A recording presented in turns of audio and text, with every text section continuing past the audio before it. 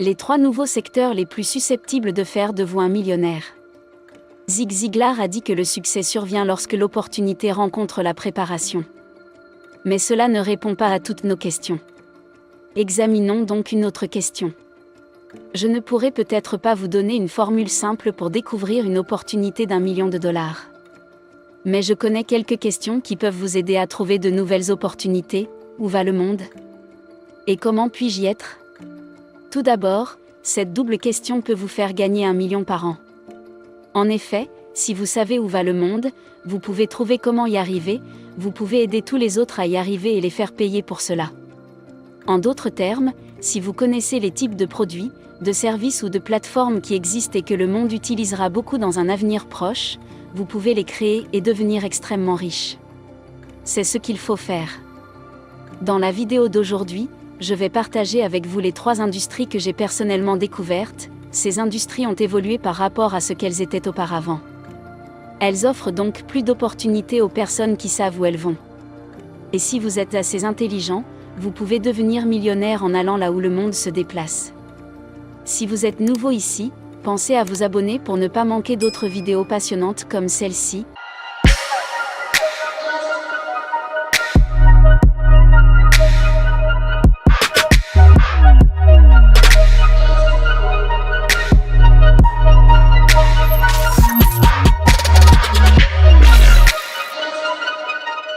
L'industrie des nouveaux médias. Non, pas nécessairement le type de médias que vous connaissez ou dont vous pensez que je parle. Les médias, c'est l'endroit où les gens consomment du contenu. Et dans cette section, je vais vous montrer comment gagner des millions grâce à un nouveau type de médias, que la plupart des gens ne connaissent pas. Voici comment tout a commencé. En 1690, Benjamin Harris a publié ce qui est considéré comme le premier journal de l'histoire, intitulé « Public Occurrence, both foreign and domestic ». Ce fut le début des médias de masse, et depuis lors, des centaines de milliers, voire des millions de personnes se sont enrichies en tirant parti de ce que Benjamin Harris avait commencé au XVIIe siècle. 203 ans après l'invention du journal, quelque chose de plus grand est apparu dans le monde. Il s'agit de la radio, inventée en 1893. Guglielmo Marconi a amélioré la visibilité de la radio. Dans les années 1920, la radio est devenue le plus grand média du monde. Tout le monde en était fou. Mais quelque chose de plus grand allait arriver. C'est la télévision qui a vu le jour en 1940. Une fois de plus, l'intelligence et la finesse des années se sont concentrées sur la télévision, parce qu'il s'agit d'une technologie supérieure à celle de la radio. Et elle peut capter l'attention visuelle et auditive de l'homme, alors que la radio n'est qu'un son. Le boom de la télévision était considéré comme la plus grande chose après l'invention de l'eau. D'accord, personne n'a inventé l'eau. Je ne faisais donc que plaisanter. Mais vous voyez ce que je veux dire. La télévision était énorme. Mais il y avait un problème. Il y avait un problème avec les 3 industries susmentionnées, il fallait beaucoup d'argent pour s'y lancer. Vous ne pouvez pas lancer une entreprise de presse avant d'avoir des millions de dollars, la télévision et la radio sont excessivement chères. Il s'agit donc généralement d'activités réservées aux riches. Mais en 1983, il s'est passé quelque chose d'extraordinaire. L'attention s'est portée sur la connexion des ordinateurs. Et en 1990, ce qu'on appelle l'Internet est devenu un bambin.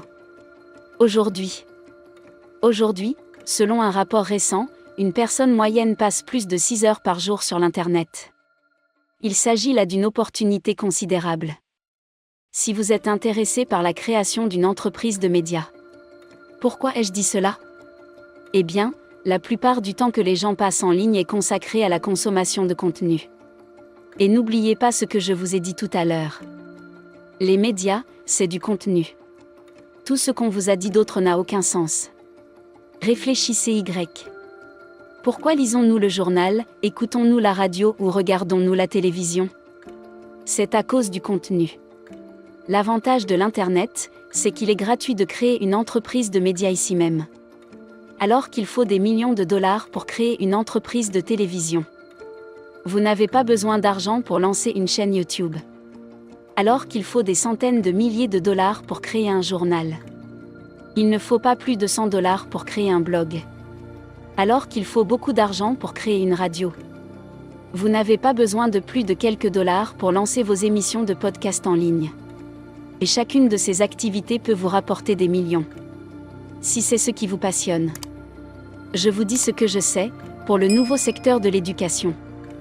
Si vous évoquez l'éducation au cours des 30 dernières années, tout le monde pense aux écoles, collèges et universités parce que tout le monde pensait que ces institutions étaient les seuls responsables de l'éducation qu'elles dispensaient à tout le monde en facturant des frais follement élevés jusqu'à ce que les choses commencent à s'effondrer pour ces gars-là.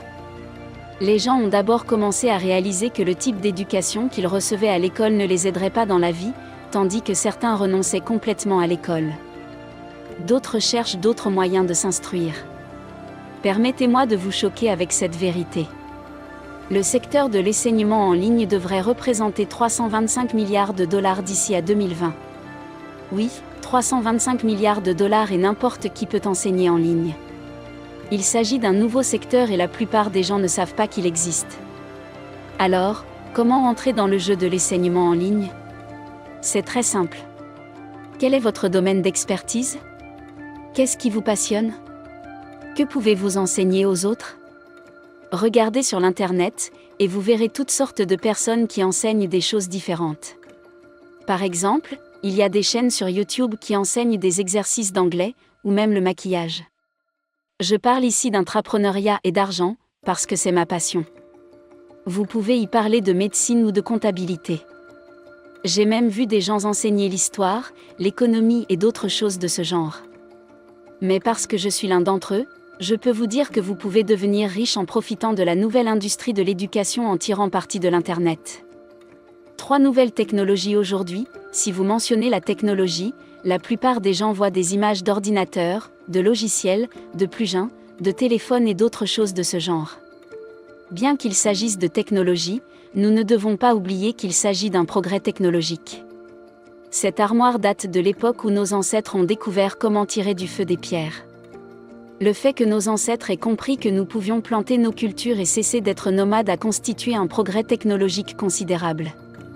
Et mes études sur l'intrapreneuriat et les entrepreneurs à succès m'ont montré que les entrepreneurs les plus prospères de l'histoire du monde sont ceux qui tirent parti des nouvelles technologies avant que d'autres personnes ne les connaissent. Il est plus facile d'utiliser les exemples de Steve Jobs, Bill Gates ou Mark Zuckerberg. Pourtant, si vous revenez à l'histoire, vous remarquerez que le succès d'Henry Ford est dû à la découverte de technologies supérieures que ses concurrents ne connaissaient pas. Et l'histoire d'autres entrepreneurs à succès vous montrera à quel point les technologies sont à l'origine de leur réussite. Si vous êtes un entrepreneur du 21e siècle, sur quelle technologie devriez-vous vous concentrer ? Quand on a posé la même question à Bill Gates, il a répondu « l'intelligence artificielle ». Ne vous méprenez pas, vous n'avez pas nécessairement besoin d'obtenir un diplôme en intelligence artificielle, tout ce que vous avez à faire, c'est de commencer par un article de blog. Peut-être en lisant 1 ou 2 livres d'introduction à l'intelligence artificielle, il vous suffit d'en savoir plus que 99% des gens. Et comme la plupart des gens sont paresseux, vous avez de la chance, car vous pouvez facilement les surpasser. Je voudrais conclure cette vidéo avec les sages paroles de Mark Cuban, qui dit que, depuis une décennie, ma question a toujours été, où va le monde ? Et comment y arriver ? Tout d'abord, pour réussir dans la vie, il faut toujours se demander où va le monde. Et comment y arriver avant tout le monde ? Si l'on pense aux médias, le monde évolue entièrement sur l'Internet. Vous pouvez donc prendre votre place ici, avant tout le monde. Quant à l'éducation, elle s'éloigne progressivement de l'école, car les gens sont désormais prêts à apprendre toutes sortes de choses en ligne. Si vous souhaitez créer une entreprise dans le domaine de l'éducation, tournez-vous vers un secteur qui pourrait bientôt peser 325 milliards de dollars. Si vous êtes entrepreneur, vous devriez vous intéresser à l'intelligence artificielle et voir comment vous pouvez la comprendre mieux que la plupart des gens, car cela peut vous rendre extrêmement riche. Encore une fois, demandez-vous toujours où va le monde. Et comment puis-je y arriver avant tout le monde ? Si vous avez aimé cette vidéo, n'oubliez pas de la partager avec vos amis. Vivre et non survivre, soyons prospères.